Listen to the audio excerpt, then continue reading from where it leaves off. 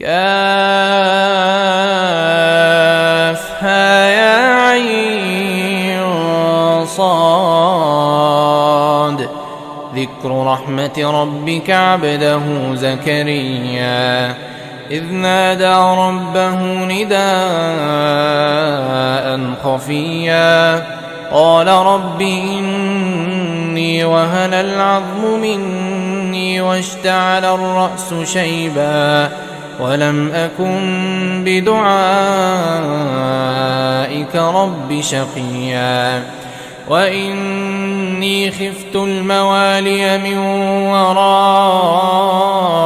وكانت امرأتي عاقرا فهب لي من لدنك وليا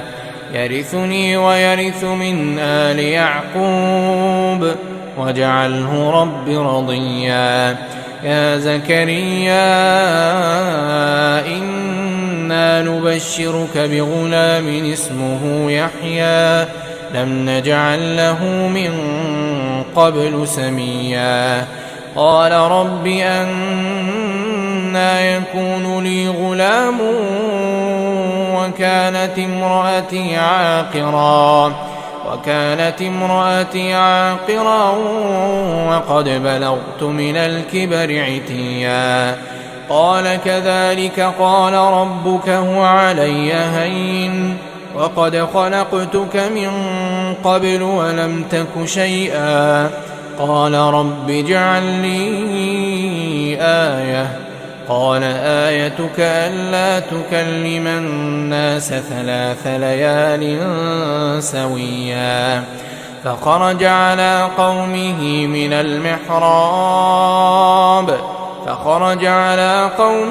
من المحراب فأوحى إليهم أن سبحوا بكرة وعشيا. يا يحيى خذ الكتاب بقوة وآتيناه الحكم صبيا وحنانا من لدنا وزكاة وكان تقيا وبرا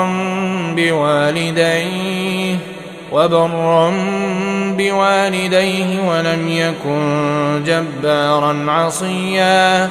وسلام عليه يوم ولد ويوم يموت ويوم يبعث حيا. واذكر في الكتاب مريم إذ انتبذت من أهلها مكانا شرقيا فاتخذت من دونهم حجابا فأرسلنا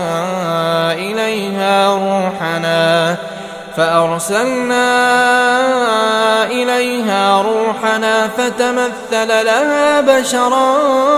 سويا. قالت إني أعوذ بالرحمن منك إن كنت تقيا. قال إنما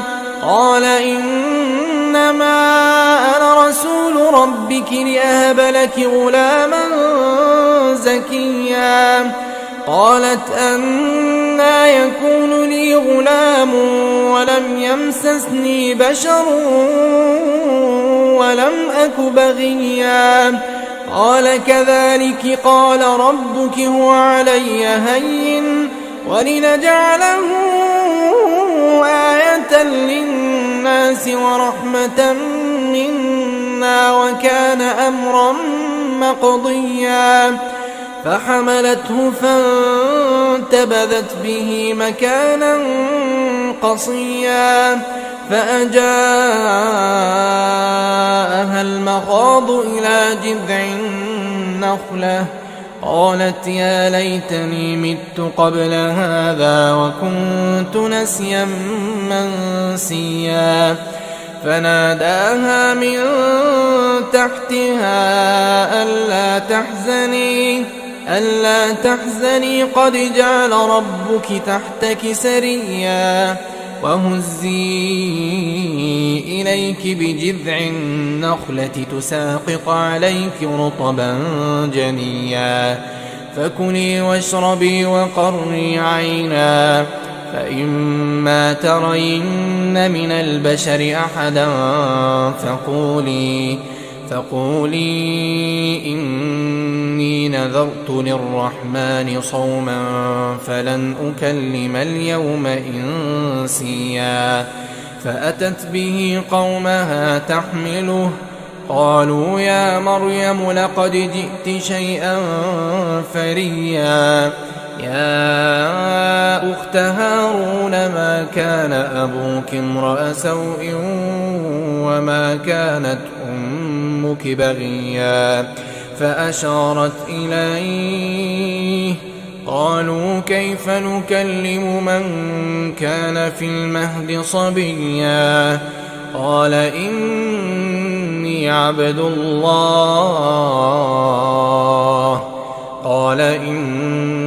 عبد الله آتاني الكتاب وجعلني نبيا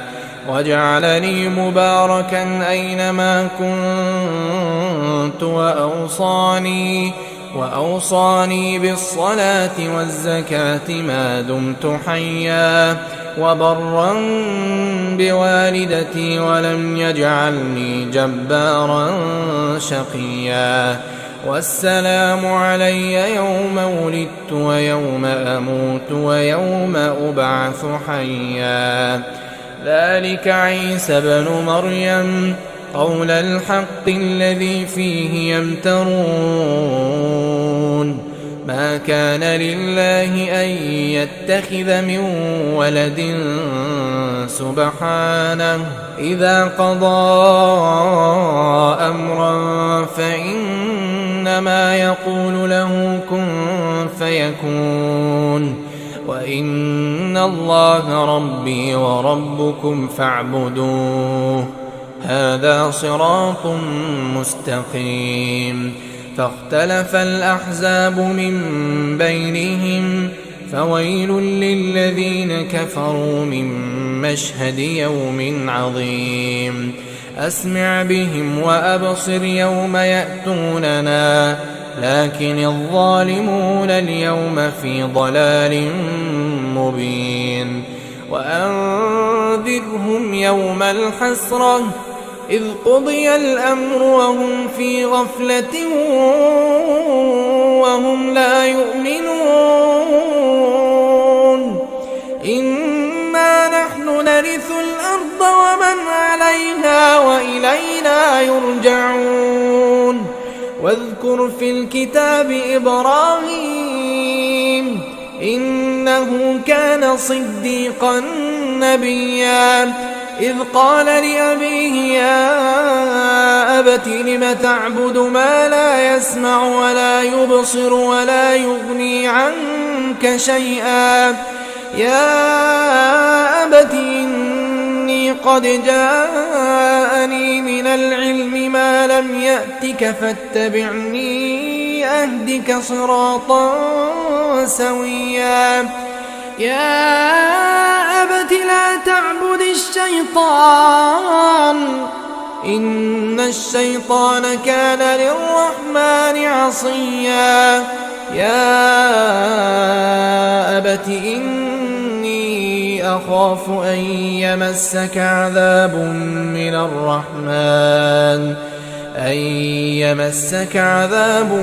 من الرحمن فتكون للشيطان وليا. قال أراغب أنت عن آلهتي يا إبراهيم لئن لم تنته لأرجمنك واهجرني مليا. قال سلام عليك سأستغفر لك ربي إنه كان بي حفيا. وأعتزلكم وما تدعون من دون الله وأدعو ربي عسى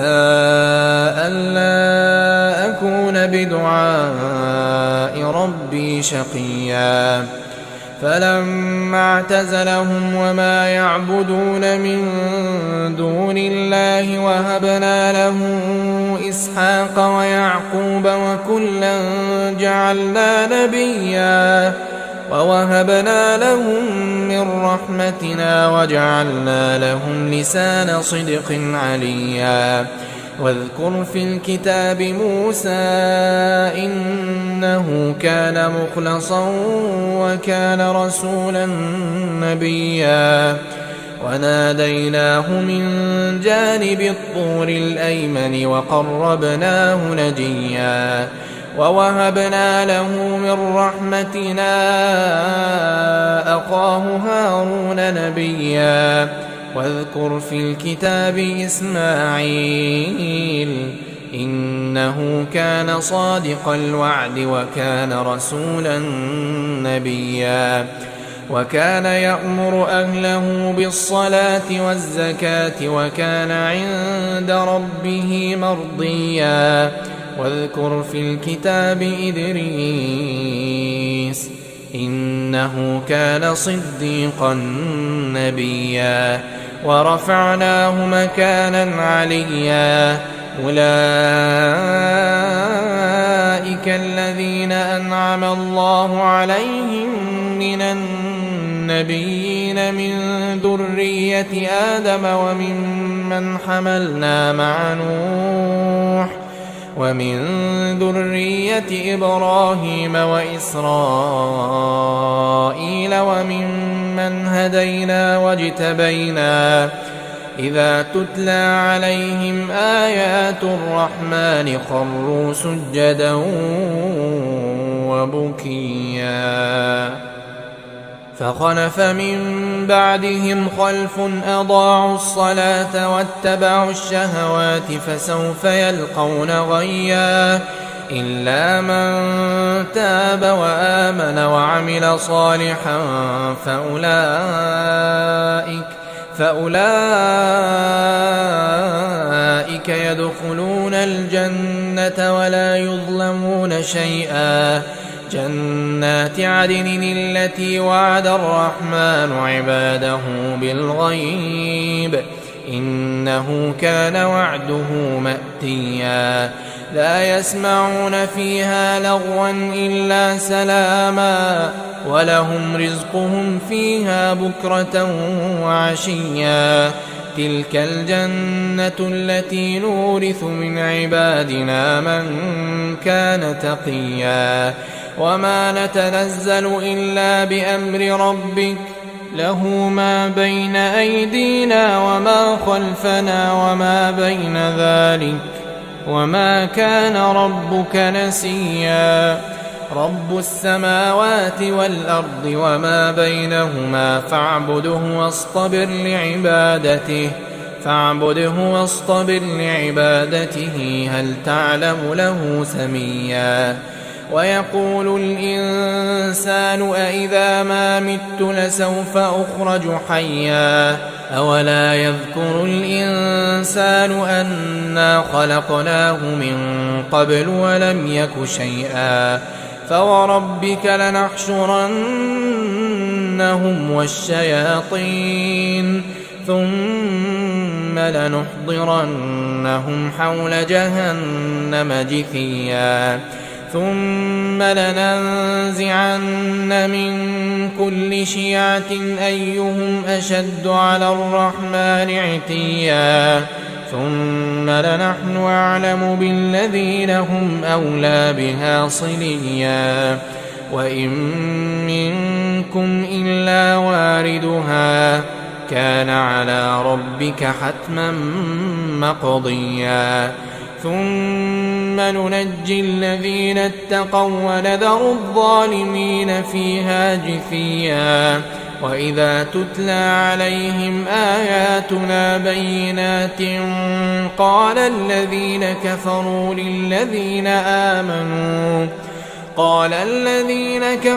للذين آمنوا أي الفريقين خير مقاما وأحسن نديا. وكم أهلكنا قبلهم من قرن هم أحسن أثاثا ورئيا. قل من كان في الضلالة فليمدد له الرحمن مدا حتى إذا رأوا ما يوعدون إما العذاب وإما الساعة فسيعلمون من هو شر مكانا وأضعف جندا ويزيد الله الذين اهتدوا هدى والباقيات الصالحات خير عند ربك ثوابا وخير مردا أفرأيت الذي كفر بآياتنا وقال لأوتين مالا وولدا أطلع الغيب أم اتخذ عند الرحمن عهدا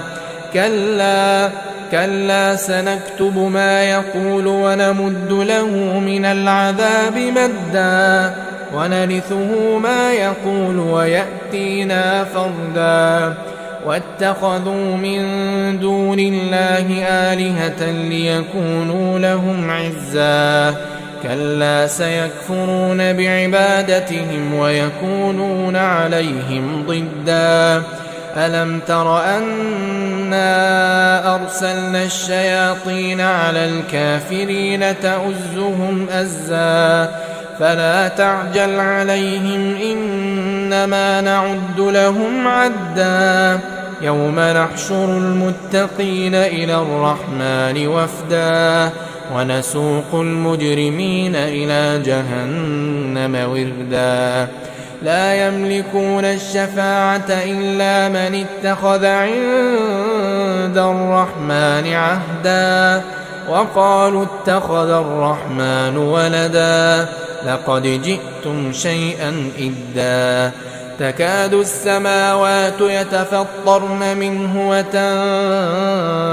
الأرض وتخر الجبال هدا أن دعوا للرحمن ولدا وما ينبغي للرحمن أن يتخذ ولدا إن كل من في السماوات والأرض إلا آتي الرحمن عبدا لقد أحصاهم وعدهم عدا وكلهم آتيه يوم القيامة فردا إن الذين آمنوا وعملوا الصالحات سيجعل لهم الرحمن ودا فإنما يسرناه بلسانك لتبشر به المتقين وتنذر به قوما لدا وكم أهلكنا قبلهم من قرن هل تحس منهم من أحد أو تسمع لهم ركزا الحمد لله الذي أنزل على عبده الكتاب ولم يجعل له عوجا قيما لينذر بأسا شديدا من لدنه ويبشر المؤمنين الذين يعملون الصالحات أن لهم أجرا حسنا ماكثين فيه أبدا وينذر الذين قالوا اتخذ الله ولدا ما لهم به من علم ولا لآبائهم كبرت كلمة تخرج من أفواههم إن يقولون إلا كذبا فلعلك باخع نفسك على آثارهم إن لم يؤمنوا بهذا الحديث أسفا إنا جعلنا ما على الأرض زينة لها لنبلوهم أيهم أحسن عملا وإنا لجاعلون ما عليها صعيدا جرزا أم حسبت أن إن أصحاب الكهف والرقيم كانوا من آياتنا عجبا إذ أوى الفتية إلى الكهف فقالوا ربنا آتنا من لدنك رحمة وهيئ لنا من أمرنا رشدا فضربنا على آذانهم في الكهف سنين عددا ثم بعثناهم لنعلم أي الحزبين أحصى لما لبثوا أمدا نحن نقص عليك نبأهم بالحق إنهم فتية آمنوا بربهم وزدناهم هدى وربطنا على قلوبهم إذ قاموا فقالوا ربنا رب السماوات والأرض لن ندعو من دونه إلها لقد قلنا إذا شططا هؤلاء قوم اتخذوا من دونه آلهة لولا يأتون عليهم بسلطان بين فمن أظلم ممن افترى على الله كذبا وإذ اعتزلتموهم وما يعبدون إلا الله فأووا إلى الكهف ينشر لكم ربكم من رحمته ويهيئ لكم من أمركم مرفقا وترى الشمس إذا طلعت تزاور عن كهفهم ذات اليمين وإذا غربت تقرضهم ذات الشمال وهم في فجوة منه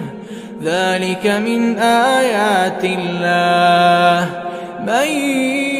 يهد الله فهو المهتد ومن يضلل فلن تجد له وليا مرشدا وتحسبهم أيقاظا وهم رقود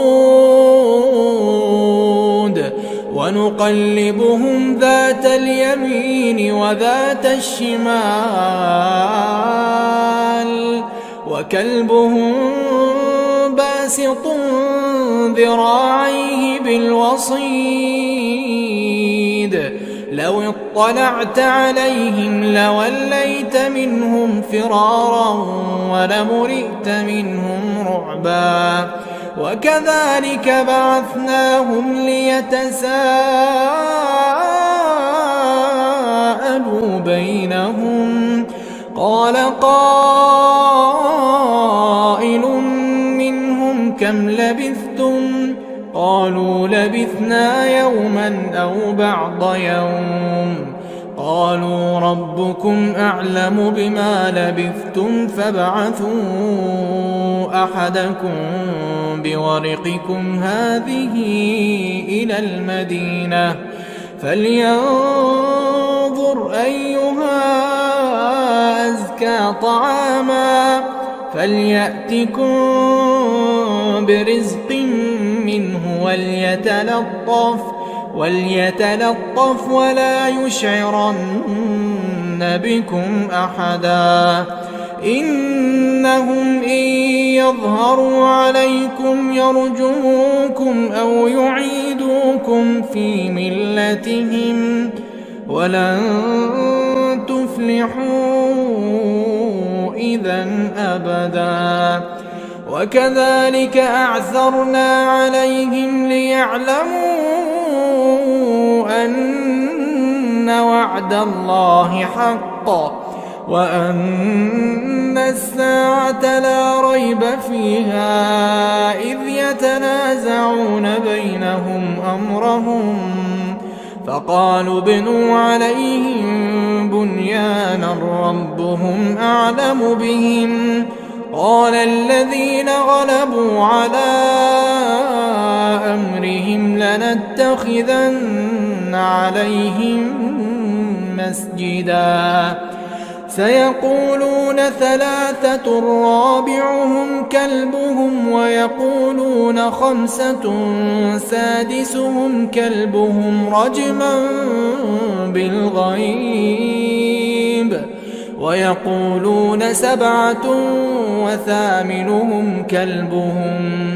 قل ربي أعلم بعدتهم ما يعلمهم إلا قليل فلا تمار فيهم إلا مراء ظاهرا ولا تستفت فيهم منهم أحدا ولا تقولن لشيء إني فاعل ذلك غدا إلا أن يشاء الله واذكر ربك إذا نسيت وقل عسى أن يهديني ربي لأقرب من هذا رشدا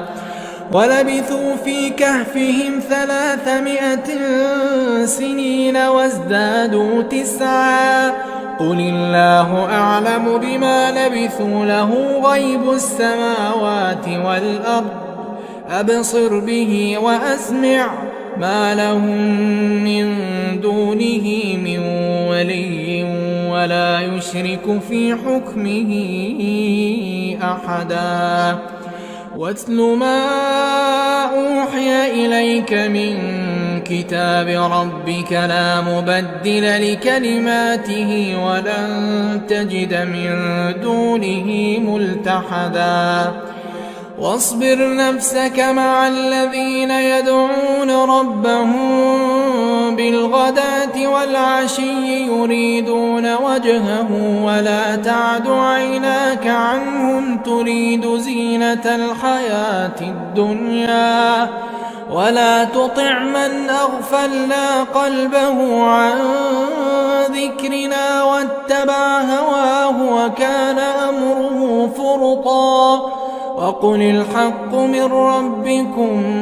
فمن شاء فليؤمن ومن شاء فليكفر إنا أعتدنا للظالمين نارا أحاط بهم سرادقها وإن يستغيثوا يغاثوا بماء كالمهل يشوي الوجوه بئس الشراب وساءت مرتفقا إن الذين آمنوا وعملوا الصالحات إنا لا نضيع أجر من أحسن عملا أولئك لهم جنات عدن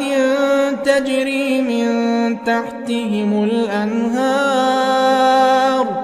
يحلون فيها من أساور من ذهب ويلبسون ثيابا خضرا من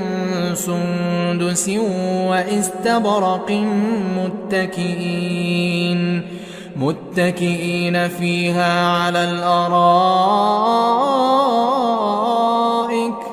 نعم الثواب وحسنت مرتفقا واضرب لهم مثلا الرجلين جعلنا لأحدهما جنتين من أعناب وحففناهما بنخل وجعلنا بينهما زرعا كلتا الجنتين آتت أكلها ولم تظلم منه شيئا وفجرنا خلالهما نهرا وكان له ثمر فقال لصاحبه وهو يحاوره أنا أكثر منك مالا وأعز نفرا ودخل جنته وهو ظالم لنفسه قال ما أظن أن تبيد هذه أبدا وما أظن الساعة قائمة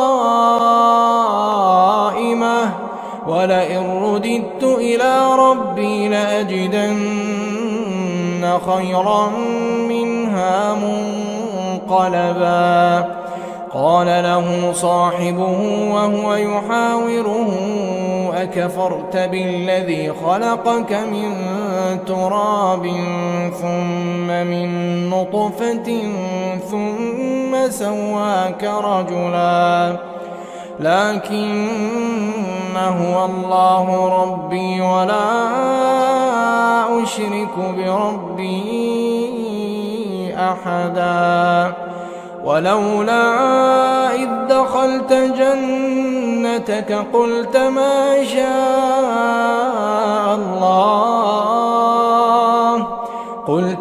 شاء الله لا قوة إلا بالله إن ترني أنا أقل منك مالا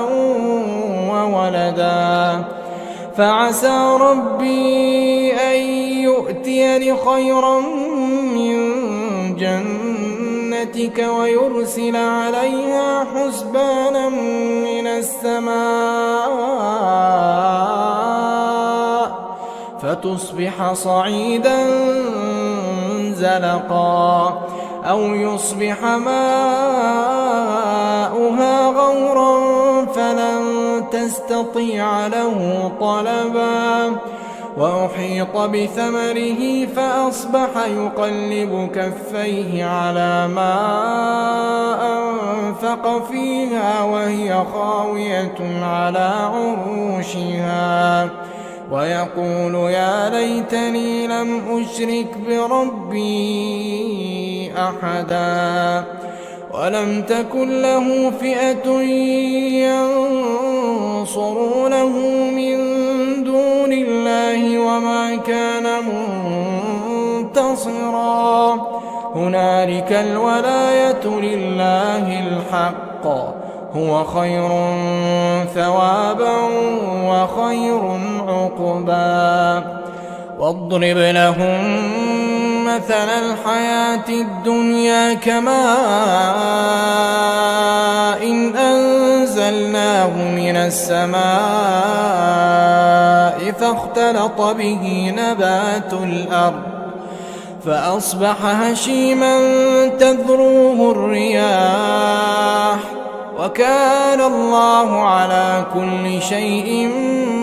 مقتدرا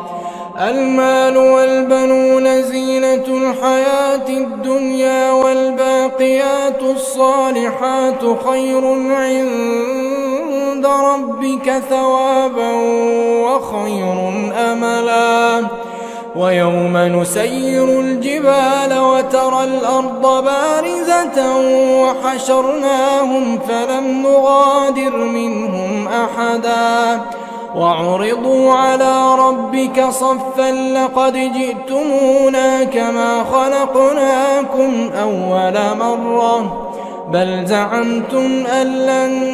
نجعل لكم موعدا ووضع الكتاب فترى المجرمين مشفقين مما فيه ويقولون يا ويلتنا ما لهذا الكتاب لا يغادر صغيرة ولا كبيرة إلا أحصاها ووجدوا ما عملوا حاضرا ولا يظلم ربك أحدا وإذ قلنا للملائكة اسجدوا لآدم فسجدوا إلا إبليس كان من الجن ففسق عن أمر ربه أفتتخذونه وذريته أولياء من دوني وهم لكم عدو بئس للظالمين بدلا ما أشهدتهم خلق السماوات والأرض ولا خلق أنفسهم وما كنت متخذ المضلين عضدا ويوم يقول نادوا شركائي الذين زعمتم فدعوهم فلم يستجيبوا لهم وجعلنا بينهم موبقا ورأى المجرمون النار فظنوا أنهم مواقعوها ولم يجدوا عنها مصرفا ولقد صرفنا في هذا القرآن للناس من كل مثل وكان الإنسان أكثر شيء جدلا وما منع الناس أن يؤمنوا إذ جاءهم الهدى ويستغفروا ربهم إلا أن تأتيهم سنة الأولين أو يأتيهم العذاب قبلا وما نرسل المرسلين إلا مبشرين ومنذرين ويجادل الذين كفروا بالباطل ليدحضوا به الحق واتخذوا آياتي وما أنذروا هزوا ومن أظلم ممن ذكر بآيات ربه فأعرض عنها ونسي ما قدمت يداه إنا جعلنا على قلوبهم أكنة أن يفقهوه وفي آذانهم وقرا وإن تدعهم إلى الهدى فلن يهتدوا إذن أبدا وربك الغفور ذو الرحمة لو يؤاخذهم بما كسبوا لعجل لهم العذاب بل لهم موعد لن يجدوا من دونه موئلا وتلك القرى أهلكناهم لما ظلموا وجعلنا لمهلكهم موعدا وإذ قال موسى لفتاه لا أبرح حتى أبلغ مجمع البحرين أو أمضي حقبا فلما بلغا مجمع بينهما نسيا حوتهما فاتخذ سبيله في البحر سربا فلما جاوزا قال لفتاه آتنا غداءنا لقد لقينا من سفرنا هذا نصبا قال أرأيت إذ أوينا إلى الصخرة فإني نسيت الحوت وما أنسانيه إلا الشيطان أن أذكره واتخذ سبيله في البحر عجبا قال ذلك ما كنا نبغي فارتدا على آثارهما قصصا فوجدا عبدا من عبادنا آتيناه رحمة من عندنا وعلمناه من لدنا علما قال له موسى هل هل أتبعك على أن تعلمني مما علمت رشدا قال إنك لن تستطيع معي صبرا وكيف تصبر على ما لم تحط به خبرا قال ستجدني إن شاء الله صابرا ولا أعصي لك أمرا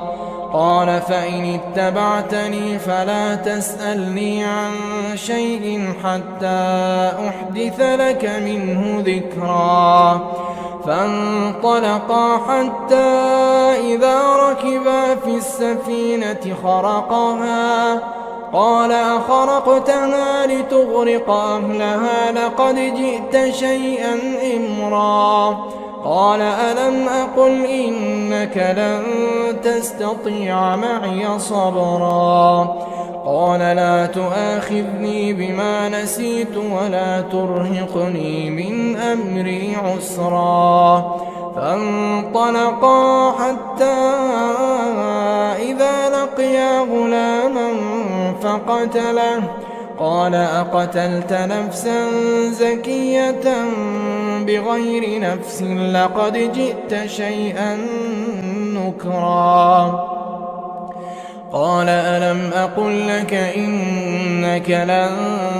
تستطيع معي صبرا قال إن سألتك عن شيء بعدها فلا تصاحبني قد بلغت من لدني عذرا فانطلقا حتى إذا أتيا أهل قرية استطعما أهلها فأبوا أن يضيفوهما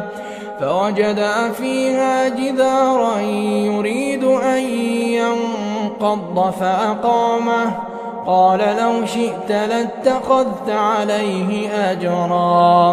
قال هذا فراق بيني وبينك سأنبئك بتأويل ما لم تستطع عليه صبرا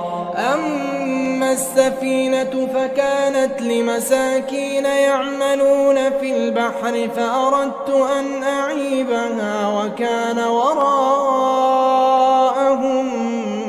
ملك يأخذ كل سفينة غصبا وأما الغلام فكان أبواه مؤمنين فخشينا أن يرهقهما طغيانا وكفرا فأردنا أن يبدلهما ربهما خيرا منه زكاة وأقرب رحما وأما الجدار فكان لغلامين يتيمين في المدينة وكان تحته كنز لهما وكان أبوهما صالحا فأراد ربك أن يبلغا أشدهما ويستخرجا كنزهما رحمة من ربك وما فعلته عن أمري ذلك تأويل ما لم تسطع عليه صبرا ويسألونك عن ذي القرنين قل سأتلو عليكم منه ذكرا إنا مكنا له في الأرض وآتيناه من كل شيء سببا فأتبع سببا حتى إذا بلغ مغرب الشمس وجدها تغرب في عين حمئة ووجد عندها قوما قلنا يا ذا القرنين إما أن تعذب وإما أن تتخذ فيهم حسنا قال أما من ظلم فسوف نعذبه ثم يرد إلى ربه فيعذبه عذابا نكرا وأما من آمن وعمل صالحا فله جزاء الحسنى وسنقول له من أمرنا يسرا ثم أتبع سببا حتى إذا بلغ مطلع الشمس وجدها تطلع على قوم لم نجعل لهم من دونها سترا كذلك وقد أحطنا بما لديه خبرا ثم أتبع سببا حتى إذا بلغ بين السدين وجد من دونهما قوما لا يكادون يفقهون قولا قالوا يا ذا القرنين إن يأجوج ومأجوج مفسدون في الأرض فهل نجعل لك خرجا على أن تجعل بيننا وبينهم سدا قال ما مكني فيه ربي خير فأعينوني بقوة أجعل بينكم وبينهم ردما آتوني زبر الحديد حتى إذا ساوى بين الصدفين قال انفخوا حتى إذا جعله نارا قال آتوني أفرغ عليه قطرا فما استطاعوا أن يظهروه وما استطاعوا له نقبا قال هذا رحمة من ربي فإذا جاء وعد ربي جعله دكاء وكان وعد ربي حقا وتركنا بعضهم يومئذ يموج في بعض ونفخ في الصور فجمعناهم جمعا وعرضنا جهنم يومئذ للكافرين عرضا الذين كانت أعينهم في غطاء عن ذكري وكانوا لا يستطيعون سمعا أفحسب الذين كفروا أن يتخذوا عبادي من دوني أولياء إنا أعتدنا جهنم للكافرين نزلا قل هل ننبئكم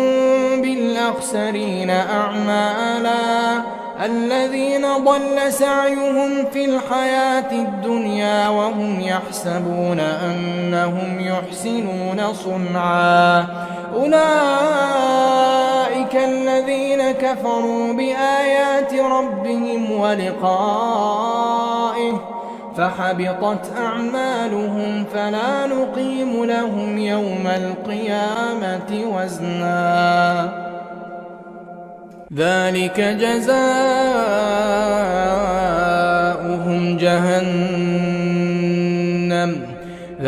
جزاؤهم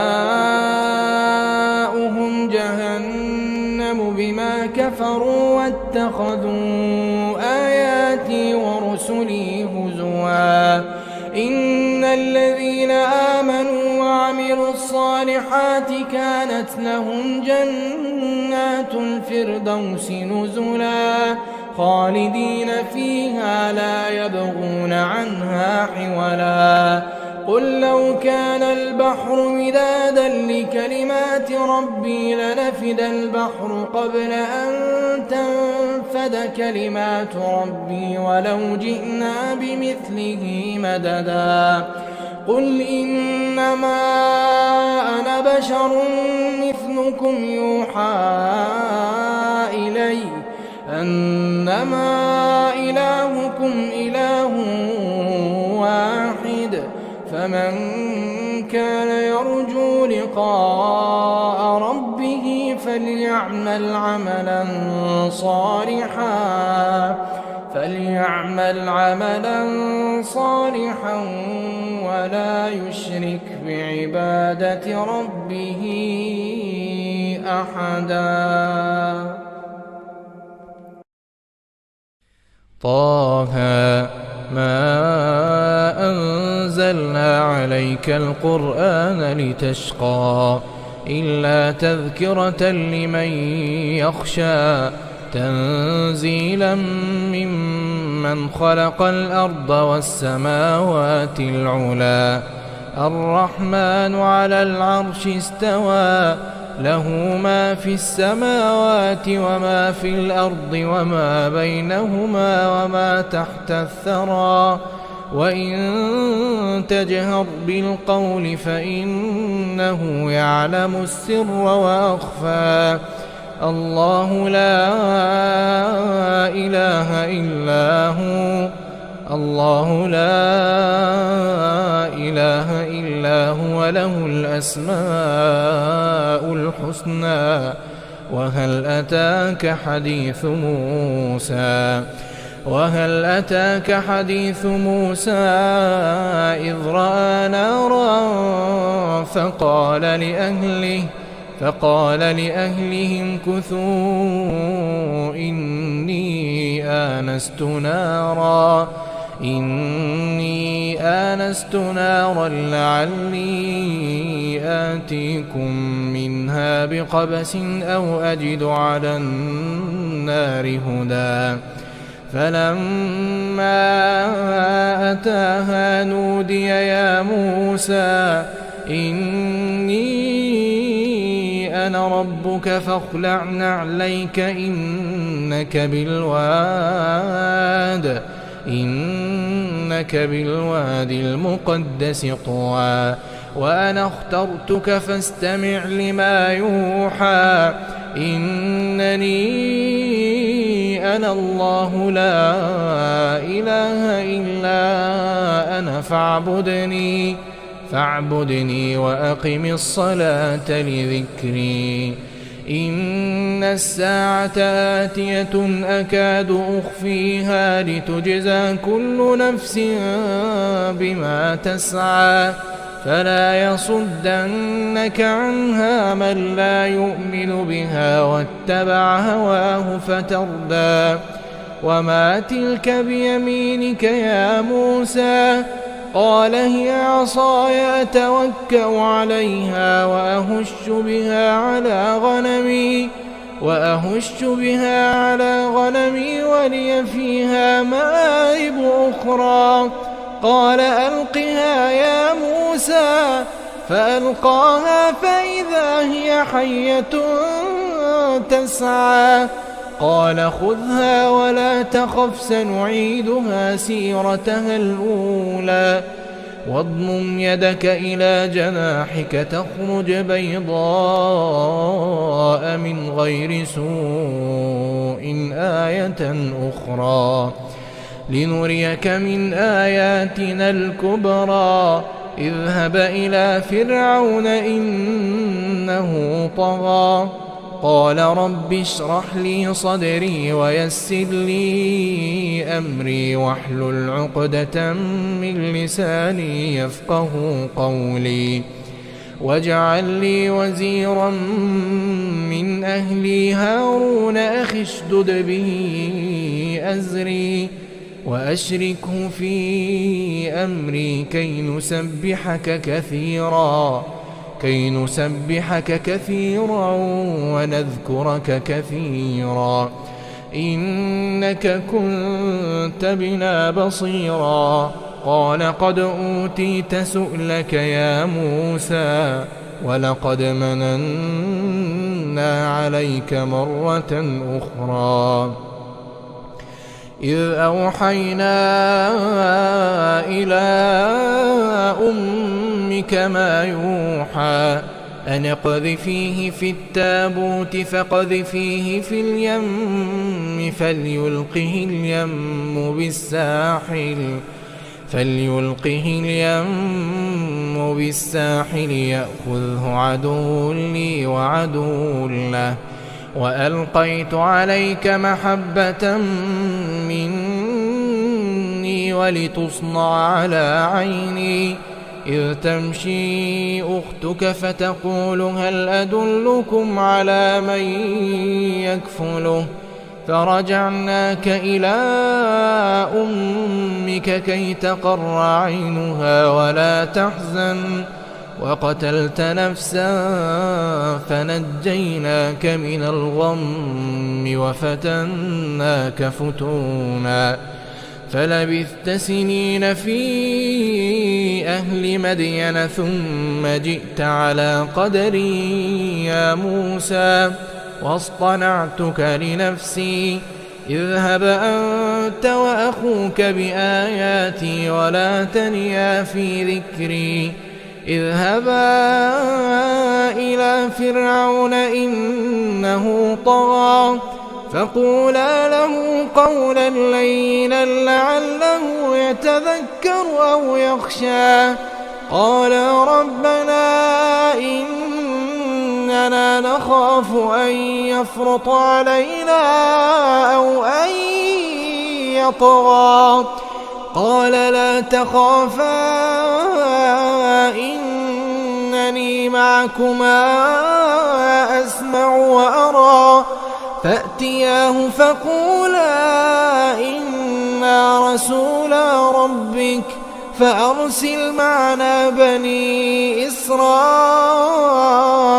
ولا تعذبهم، قد جئناك بآية من ربك والسلام على من اتبع الهدى، إنا قد أوحي إلينا أن العذاب على من كذب وتولى، قال فمن ربكما يا موسى، قال ربنا الذي أعطى كل شيء خلقه ثم هدى، قال فما بال القرون الأولى، قال علمها عند ربي في كتاب لا يضل ربي ولا ينسى، الذي جعل لكم الأرض مهدا وسلك لكم فيها سبلا، وأنزل من السماء ماء فأخرجنا به أزواجا من نبات شتى، كلوا وارعوا أنعامكم إن في ذلك لآيات لأولي النهى، منها خلقناكم وفيها نعيدكم ومنها نخرجكم تارة أخرى، ولقد أريناه آياتنا كلها فكذب وأبى، قال أجئتنا لتخرجنا من أرضنا بسحرك يا موسى، فلنأتينك بسحر مثله فاجعل بيننا وبينك موعدا لا نخلفه نحن ولا أنت مكانا سوى، قال موعدكم يوم الزينة وأن يحشر الناس ضحى،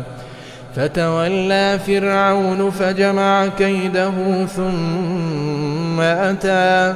قال لهم موسى ويلكم لا تفتروا على الله كذبا فيسحتكم بعذاب، وقد خاب من افترى، فتنازعوا أمرهم بينهم وأسروا النجوى، قالوا إن هذان لساحران يريدان أن يخرجاكم من أرضكم بسحرهما ويذهبا بطريقتكم المثلى، فأجمعوا كيدكم ثم أتوا صفا، وقد أفلح اليوم من استعلى. قالوا يا موسى إما أن تلقي وإما أن نكون أول من ألقى، قال بل ألقوا فإذا حبالهم وعصيهم يخيل إليه من سحرهم أنها تسعى فأوجس في نفسه خيفة موسى قلنا لا تخف إنك أنت الأعلى وألق ما في يمينك تلقف ما صنعوا إنما صنعوا كيد ساحر ولا يفلح الساحر حيث أتى فألقي السحرة سجدا قالوا آمنا برب هارون وموسى قال آمنتم له قبل أن آذن لكم إنه لكبيركم الذي علمكم السحر فلأقطعن أيديكم وأرجلكم من خلاف ولأصلبنكم في جذوع النخل ولتعلمن أينا أشد عذابا وأبقى قالوا لن نؤثرك على ما جاءنا من البينات والذي فطرنا فاقض ما أنت قاض إنما تقضي هذه الحياة الدنيا إنا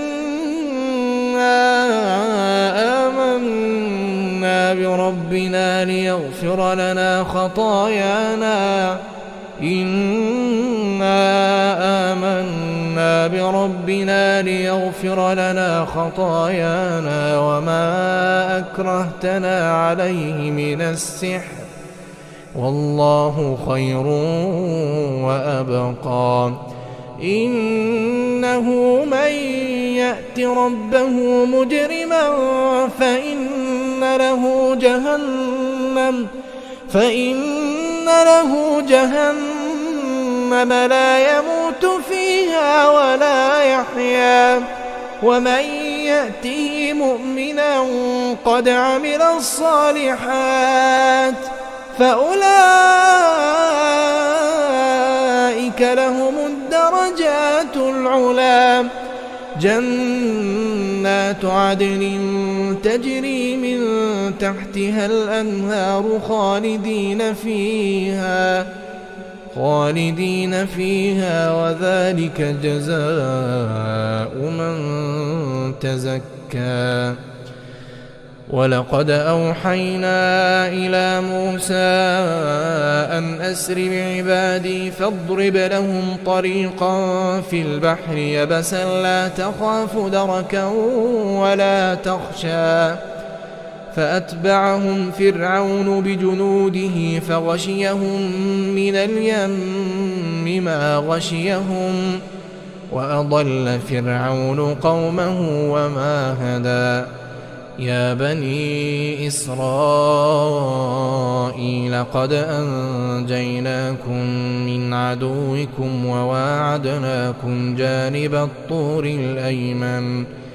وواعدناكم جانب الطور الأيمن ونزلنا عليكم المن والسلوى كلوا من طيبات ما رزقناكم ولا تطغوا فيه فيحل عليكم غضبي ومن يحلل عليه غضبي فقد هوى وإني لغفار لمن تاب وآمن وعمل صالحا ثم اهتدى وما أعجلك عن قومك يا موسى قال هم أولئك على أثري وعجلت إليك رب لترضى قال فإنا قد فتنا قومك من بعدك وأضلهم السامري فرجع موسى إلى قومه غضبان أسفا قال يا قوم ألم يعدكم ربكم وعدا حسنا أفطال عليكم العهد أم أردتم أن يحل عليكم غضب من ربكم فأخلفتم موعدي قالوا ما أخلفنا موعدك بملكنا ولكننا حملنا أوزارا من زينة القوم فقذفناها فكذلك ألقى السامري فأخرج لهم عجلا جسدا له خوار فقالوا هذا إلهكم وإله موسى فنسي أفلا يرون ألا يرجع إليهم قولا ولا يملك لهم ضرا ولا نفعا ولقد قال لهم هارون من قبل يا قوم إنما فتنتم به وإن ربكم الرحمن فاتبعوني وأطيعوا أمري قالوا لن نبرح عليه عاكفين حتى يرجع إلينا موسى قال يا هارون ما منعك إذ رأيتهم ضلوا ألا تتبعني أفعصيت أمري قال يا ابن أم لا تأخذ بلحيتي ولا برأسي إني خشيت أن تقول فرقت بين بني إسرائيل ولم ترقب قولي قال فما خطبك يا سامري قال بصرت بما لم يبصروا به فقبضت قبضة من أثر الرسول فنبذتها وكذلك سولت لي نفسي قال فاذهب فإن لك في الحياة أن تقول لا مساس وإن لك موعدا لن تخلفه وانظر إلى إلهك الذي ظلت عليه عاكفا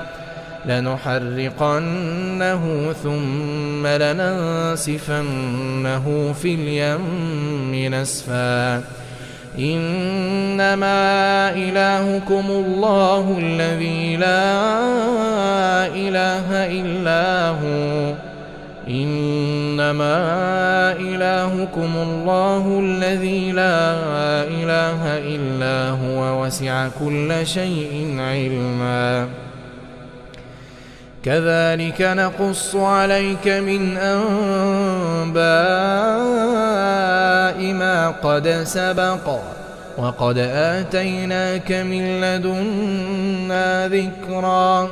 من أعرض عنه فإنه يحمل يوم القيامة وزرا خالدين فيه وساء لهم يوم القيامة حملا يوم ينفخ في الصور ونحشر المجرمين يومئذ زرقا يتخافتون بينهم إن لبثتم إلا عشرا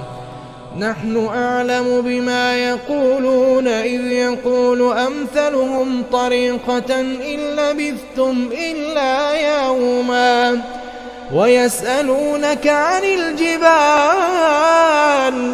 ويسألونك عن الجبال فقل ينسفها ربي نسفا فيذرها قاعا صفصفا لا ترى فيها عوجا ولا أمتا يومئذ يتبعون الداعي لا عوج له وخشعت الأصوات للرحمن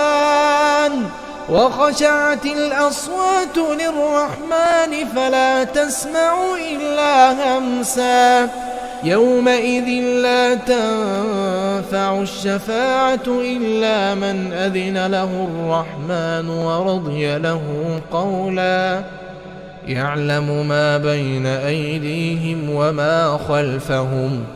ولا يحيطون به علما وعنت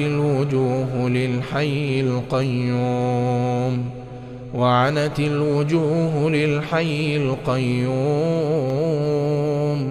وقد خاب من حمل ظلما ومن يعمل من الصالحات وهو مؤمن فلا يخاف ظلما ولا هضما وكذلك أنزلناه قرآنا عربيا وصرفنا فيه من الوعيد لعلهم يتقون أو يحدث لهم ذكرا فتعالى الله الملك الحق ولا تعجل بالقرآن من قبل أن يقضى إليك وحيه وقل رب زدني علما ولقد عهدنا إلى آدم من قبل فنسي ولم نجد له عزما وإذ قلنا للملائكة اسجدوا لآدم فسجدوا إلا إبليس أبى فقلنا يا آدم إن هذا عدو لك ولزوجك فلا يخرجنكما من الجنة فتشقى إن لك ألا تجوع فيها ولا تعرى وأنك لا تظمأ فيها ولا تضحى فوسوس إليه الشيطان قال يا آدم هل أدلك على شجرة الخلد وملك لا يبلى فأكلا منها فبدت لهما سوآتهما وطفقا يخصفان عليهما من ورق الجنة وعصى آدم ربه فغوى ثم اجتباه ربه فتاب عليه وهدى قال اهبطا منها جميعا بعضكم لبعض عدو فإما يأتينكم مني هدى فمن اتبع هداي فلا يضل ولا يشقى ومن أعرض عن ذكري فإن له معيشة ضنكا ونحشره يوم القيامة أعمى قال رب لم حشرتني أعمى وقد كنت بصيرا قال كذلك أتتك آياتنا فنسيتها وكذلك اليوم تنسى وكذلك نجزي من أسرف ولم يؤمن بآيات ربه ولعذاب الآخرة أشد وأبقى أفلم يهد لهم كم أهلكنا قبلهم من القرون يمشون في مساكنهم إن في ذلك لآيات لأولي النهى ولولا كلمة سبقت من ربك لكان لزاما وأجل مسمى فاصبر على ما يقولون وسبح بحمد ربك قبل طلوع الشمس وقبل غروبها ومن آناء الليل فسبح وأطراف النهار لعلك ترضى ولا تمدن عينيك إلى ما متعنا به أزواجا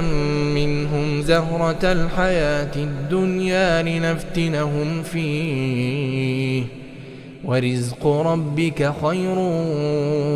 وأبقى وأمر أهلك بالصلاة واصطبر عليها لا نسألك رزقا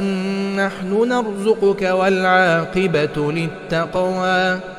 وقالوا لولا يأتينا بآية من ربه أولم تأتهم بينة ما في الصحف الأولى ولو أنا أهلكناهم بعذاب من قبله لقالوا ربنا لولا أرسلت إلينا رسولا فنتبع آياتك من قبل أن نذل ونخزى قل كل متربص فتربصوا فستعلمون من أصحاب الصراط السوي ومن اهتدى.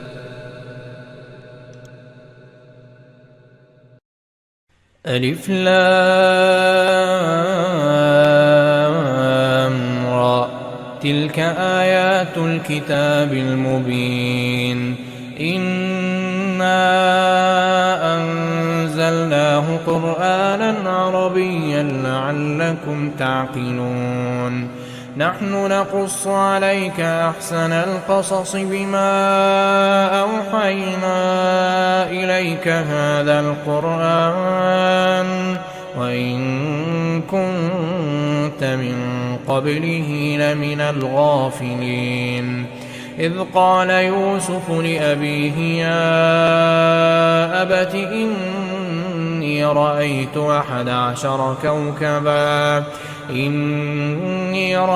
11 كوكبا والشمس والقمر رأيتهم لي ساجدين قال يا بني لا تقصص رؤياك على إخوتك فيكيدوا لك كيدا إن الشيطان للإنسان عدو مبين وكذلك يجتبيك ربك ويعلمك من تأويل الأحاديث ويتم نعمته عليك وعلى آل يعقوب كما أتمها على أبويك من قبل إبراهيم وإسحاق إن ربك عليم حكيم لقد كان في يوسف وإخوته آيات للسائلين إذ قالوا ليوسف وأخوه أحب إلى أبينا منا ونحن عصبة إن أبانا لفي ضلال مبين اقتلوا يوسف أو اطرحوه أرضا يخل لكم وجه أبيكم وتكونوا من بعده قوما صالحين قال قائل منهم لا تقتلوا يوسف وألقوه في غيابة الجب يلتقطه بعض السيارة إن كنتم فاعلين قالوا يا أبانا ما لك لا تأمنا على يوسف وإنا له لناصحون أرسله معنا غدا يرتع ويلعب وإنا له لحافظون قال إني ليحزنني أن تذهبوا به وأخاف أن يأكله الذئب وأنتم عنه غافلون قالوا لئن أكله الذئب ونحن عصبة إنا إذا لخاسرون فلما ذهبوا به وأجمعوا أن يجعلوه في غيابة الجب وأوحينا إليه لتنبئنهم بأمرهم هذا وهم لا يشعرون وجاءوا أباهم عشاء يبكون قالوا يا أبانا إنا ذهبنا نستبق وتركنا يوسف عند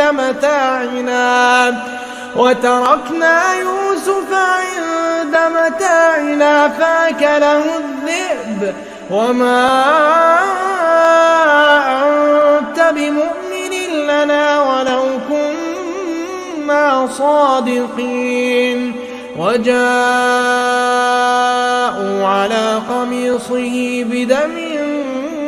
كذب قال بل سولت لكم أنفسكم أمرا فصبر جميل والله المستعان على ما تصفون وجاءت سيارة فأرسلوا واردهم فأدلى دلوه قال يا بشرى هذا غلام وأسروه بضاعة والله عليم بما يعملون وشروه بثمن بخس دراهم معدودة وكانوا فيه من الزاهدين وقال الذي اشتراه من مصر لامرأته أكرمي مثواه عسى أن ينفعنا أو نتخذه ولدا وكذلك مكنا ليوسف في الأرض ولنعلمه من تأويل الأحاديث والله غالب على أمره ولكن أكثر الناس لا يعلمون ولما بلغ أشده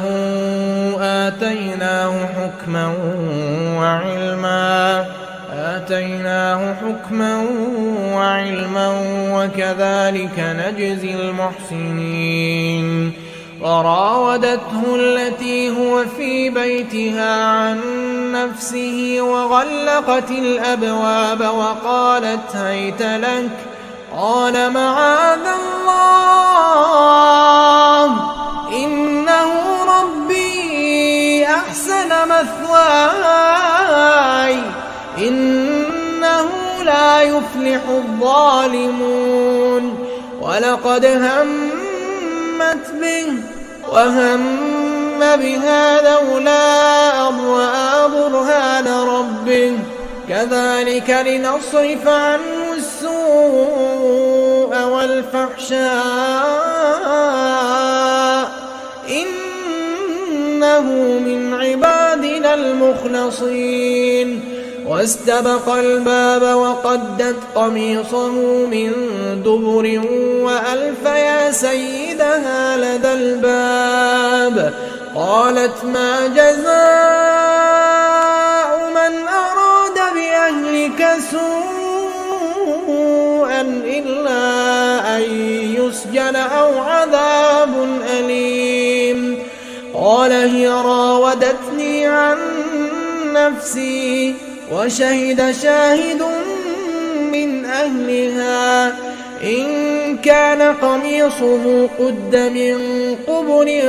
فصدقت وهو من الكاذبين وإن كان قميصه قد من دبر فكذبت وهو من الصادقين فلما رأى قميصه قد من دبر قال إنه من كيدكن إن كيدكن عظيم يوسف أعرض عن هذا واستغفري لذنبك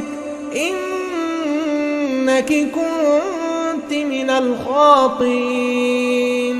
وقال نسوة في المدينة امرأة العزيز تراود فتاها عن نفسه قد شغفها حبا إنا لنراها في ضلال مبين. فلما سمعت بمكرهن أرسلت إليهن وأعتدت لهن متكئا وآتت كل واحدة منهن سكينا وقالت اخرج عليهن. فلما رأينه أكبرنه وقطعن أيديهن وقلن حاش لله ما هذا بشرا إن هذا إلا ملك كريم. قالت فذلكن الذي لمتنني فيه ولقد راودته عن نفسه فاستعصم ولئن لم يفعل ما آمره ليسجنن وليكون من الصاغرين. قال رب السجن أحب إلي مما يدعونني إليه وإلا تصرف عني كيدهن أصب إليهن وأكن من الجاهلين. فاستجاب له ربه فصرف عنه كيدهن إنه هو السميع العليم. ثم بدا لهم من بعد ما رأوا الآيات ليسجننه حتى حين. ودخل معه السجن فتيان قال أحدهما إني أراني أعصر خمرا وقال الآخر إني أراني أحمل فوق رأسي خبزا تأكل الطير منه نبئنا بتأويله إنا نراك من المحسنين. قال لا يأتيكما طعام ترزقانه إلا نبأتكما بتأويله قبل أن يأتيكما ذلكما مما علمني ربي إني تركت ملة قوم لا يؤمنون بالله تركت ملة قوم لا يؤمنون بالله وهم بالآخرة هم كافرون. واتبعت ملة آبائي إبراهيم وإسحاق ويعقوب ما كان لنا أن نشرك بالله من شيء ذلك من فضل الله علينا وعلى الناس ولكن أكثر الناس لا يشكرون. يا صاحبي السجن أأرباب متفرقون خير أم الله الواحد القهار ما تعبدون من دونه إلا أسماء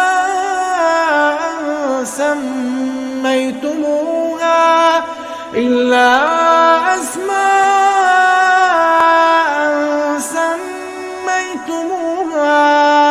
أنتم وآباؤكم ما أنزل الله بها من سلطان إن الحكم إلا لله أمر أن لا تعبدوا إلا إياه ذلك الدين القيم ولكن أكثر الناس لا يعلمون. يا صاحبي السجن أما أحدكما فيسقي ربه خمرا وأما الآخر فيصلب فتأكل الطير من رأسه قضي الأمر الذي فيه تستفتيان وقال للذي ظن أنه ناج منهما اذكرني عند ربك فأنساه الشيطان ذكر ربه فلبث في السجن بضع سنين. وقال الملك إني أرى 7 بقرات سمان يأكلهن 7 عجاف و7 سنبلات خضر وأخر يابسات يا أيها الملأ أفتوني في رؤياي إن كنتم للرؤيا تعبرون. قالوا أضغاث أحلام وما نحن بتأويل الأحلام بعالمين. وقال الذي نجا منهما وادكر بعد أمة أنا أنبئكم بتأويله فأرسلون. يوسف أيها الصديق أفتنا في 7 بقرات سمان يأكلهن 7 عجاف و7 سنبلات خضر وأخر يابسات لعلي أرجع إلى الناس لعلهم يعلمون. قال تزرعون 7 سنين دأبا فما حصدتم فذروه في سنبله إلا قليلا مما تأكلون. ثم يأتي من بعد ذلك 7 شداد يأكلن ما قدمتم لهن إلا قليلا مما تحصنون. ثم يأتي من بعد ذلك عام فيه يغاث الناس وفيه يعصرون. وقال الملك ائتوني به فلما جاءه الرسول قال ارجع إلى ربك فاسأله ما بال النسوة اللاتي قطعن أيديهن إن ربي بكيدهن عليم. قال ما خطبكن إذ راوتن يوسف عن نفسه قلن حاش لله ما علمنا عليه من سوء. قالت امرأة العزيز الآن حصحص الحق أنا راودته عن نفسه وإنه لمن الصادقين. ذلك ليعلم أني لم أخنه بالغيب وأن الله لا يهدي كيد الخائنين. وما أبرئ نفسي إن النفس لأمارة بالسوء إلا ما رحم ربي إن ربي غفور رحيم. وقال الملك ائتوني به أستخلصه لنفسي فلما كلمه قال إنك اليوم لدينا مكين أمين. قال اجعلني على خزائن الأرض إني حفيظ عليم. وكذلك مكنا ليوسف في الأرض يتبوأ منها حيث يشاء نصيب برحمتنا من نشاء ولا نضيع أجر المحسنين ولأجر الآخرة خير للذين آمنوا وكانوا يتقون. وجاء إخوة يوسف فدخلوا عليه فعرفهم وهم له منكرون ولما جهزهم بجهازهم قال ائتوني بأخ لكم من أبيكم ألا ترون أني أوفي الكيل وأنا خير المنزلين فإن لم تأتوني به فلا كيل لكم عندي ولا تقربون قالوا سنراود عنه أباه وإنا لفاعلون وقال لفتيانه جعلوا بضاعتهم في رحالهم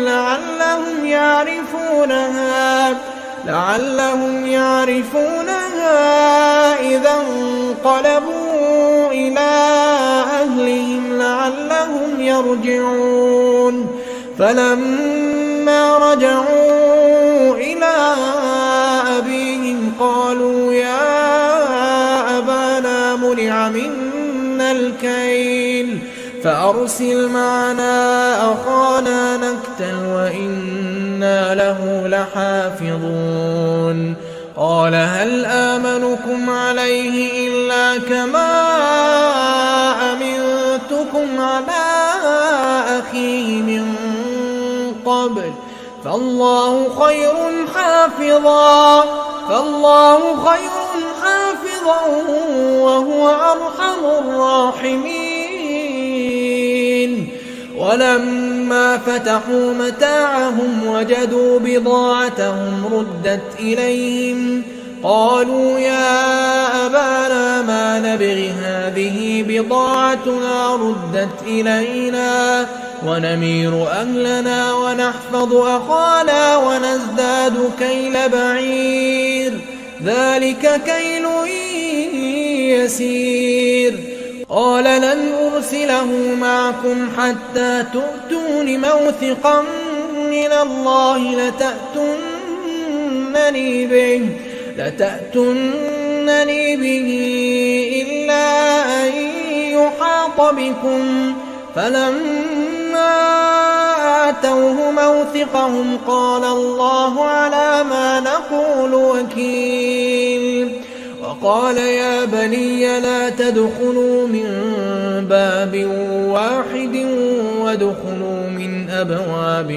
متفرقة وما أغني عنكم من الله من شيء إن الحكم إلا لله عليه توكلت وعليه فليتوكل المتوكلون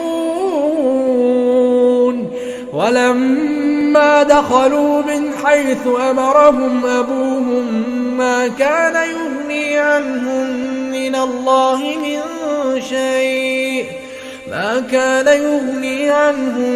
من الله من شيء إلا حاجة في نفس يعقوب قضاها وإنه لذو علم لما علمناه ولكن أكثر الناس لا يعلمون ولما دخلوا على يوسف آوى إليه أخاه قال إني أنا أخوك فلا تبتئس بما كانوا يعملون فلما جهزهم بجهازهم جعل السقاية في رحل أخيه ثم أذن مؤذن أيتها العير إنكم لسارقون قالوا وأقبلوا عليهم ماذا تفقدون قالوا نفقد صواع الملك ولمن جاء به حمل بعير وأنا به زعيم قالوا تالله لقد علمتم ما جئنا لنفسد في الأرض وما كنا سارقين قالوا فما جزاؤه إن كنتم كاذبين قالوا جزاؤه من وجد في رحله فهو جزاؤه كذلك نجزي الظالمين فبدأ بأوعيتهم قبل وعاء أخيه ثم استخرجها من وعاء أخيه كذلك كدنا ليوسف ما كان ليأخذ أخاه في دين الملك إلا أن يشاء الله نرفع درجات من نشاء وفوق كل ذي علم عليم قالوا إن يسرق فقد سرق أخ له من قبل فأسرها يوسف في نفسه ولم يبدها لهم قال أنتم شر مكانا والله أعلم بما تصفون قالوا يا أيها العزيز إن له أبا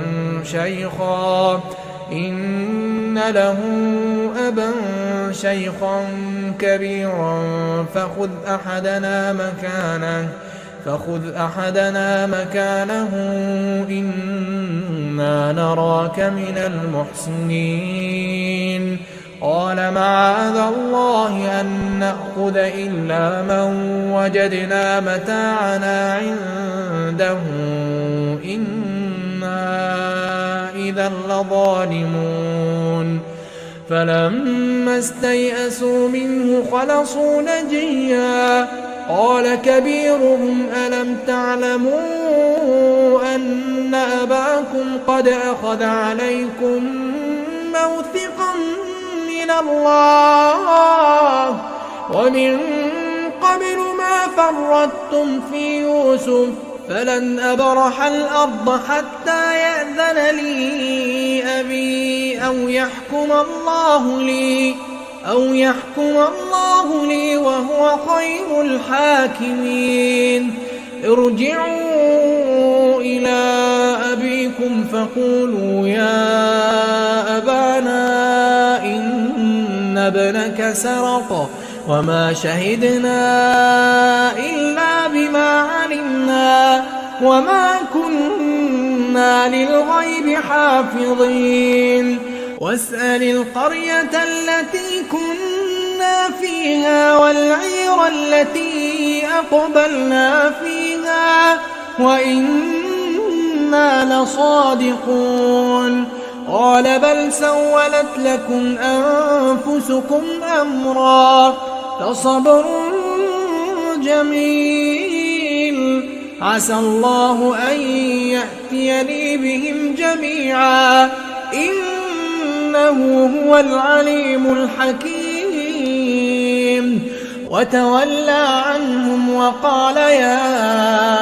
أسفا على يوسف وابيضت عيناه من الحزن فهو كظيم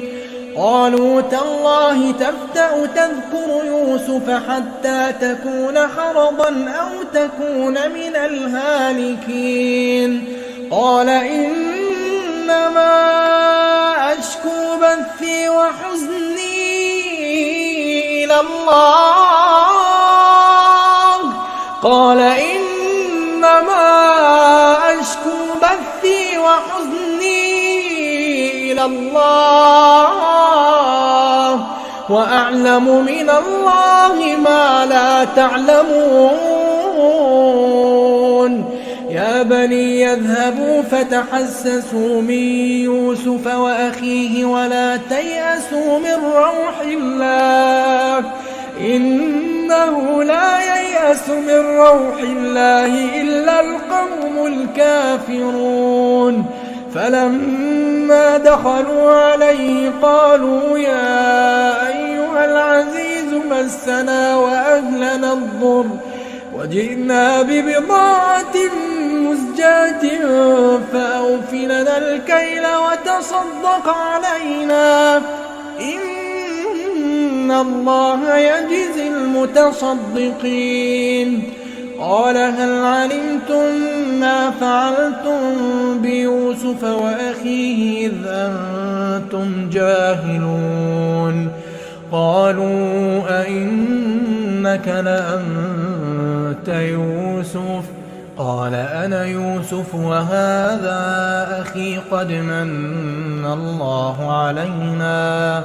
إنه من يتق ويصبر فإن الله لا يضيع أجر المحسنين.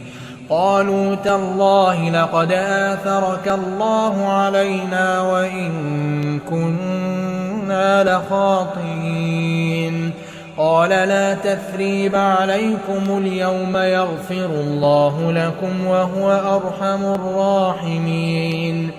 اذهبوا بقميصي هذا فألقوه على وجه أبي يأت بصيرا وأتوني بأهلكم أجمعين. ولما فصلت العير قال أبوهم إني لأجد ريح يوسف لولا أن تفندون. قالوا تالله إنك لفي ضلالك القديم. فلما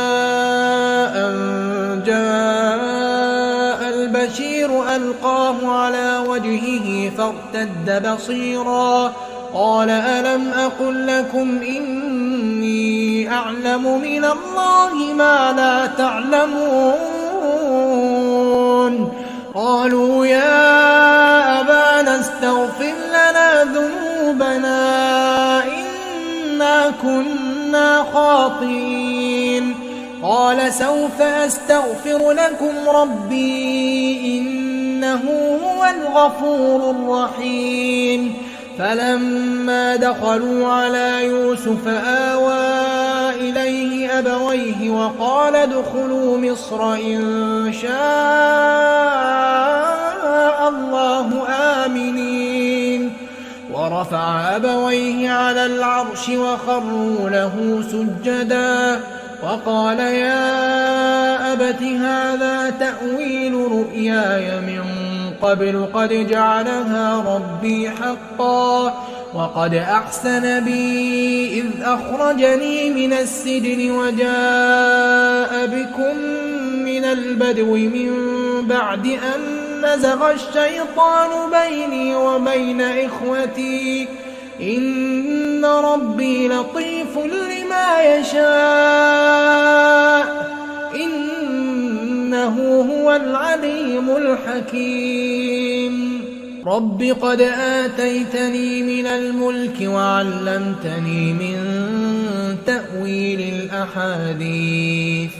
فاطر السماوات والأرض أنت ولي في الدنيا والآخرة توفني مسلما وألحقني بالصالحين. ذلك من أنباء الغيب نوحيه إليك وما كنت لديهم إذ أجمعوا أمرهم وهم يمكرون. وما أكثر الناس ولو حرصت بمؤمنين وما تسألهم عليه من أجر إن هو إلا ذكر للعالمين.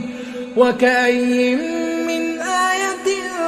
في السماوات والأرض يمرون عليها وهم عنها معرضون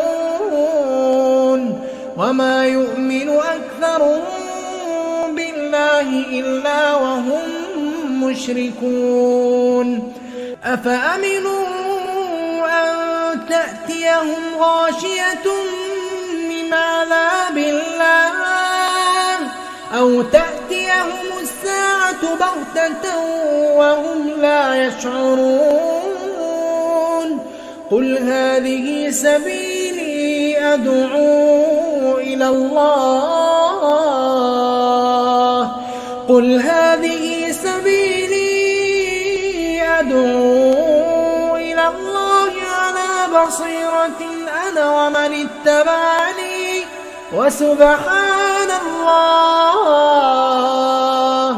وسبحان الله وما أنا من المشركين وما أرسلنا من قبلك إلا رجالا نوحي إليهم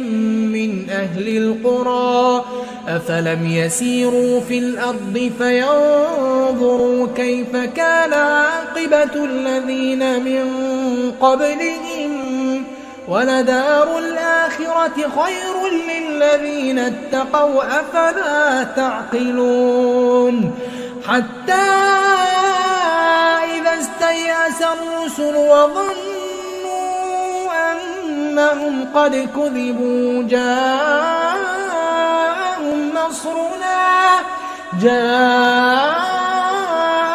نصرنا فنجي من نشاء ولا يرد بأسنا عن القوم المجرمين لقد كان في قصصهم عبرة لأولي الألباب ما كان حديثا يفترى ولكن تصديق الذي بين يديه وتفصيل كل شيء وهدى ورحمة لقوم يؤمنون.